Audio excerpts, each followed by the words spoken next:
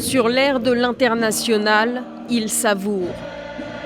Avril dernier, en pleine lutte contre la loi travail, Philippe Martinez est réélu à la tête de la CGT, malgré les voix qui lui reprochent de ne pas aller assez loin.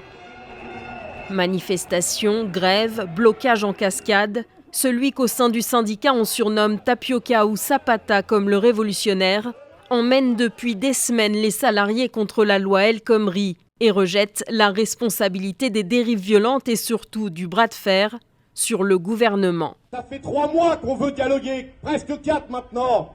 Un gouvernement qui dit « ma porte est ouverte, mais on ne peut pas rentrer ». Derrière la moustache, un air bourru et une ligne radicale, se cache Philippe Martinez, le fin tacticien, fervent défenseur de la semaine de 32 heures.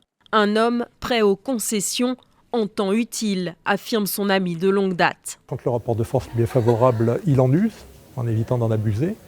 Quand le rapport de force est moins favorable, il est capable d'accepter les compromis utiles pour les salariés. Il ne prendra pas le risque d'envoyer son organisation dans le mur s'il voit qu'elle est dans une impasse. Car au-delà du combat contre la loi travail, c'est la place de premier syndicat que la CGT doit conserver l'an prochain. Une erreur de stratégie pourrait la compromettre.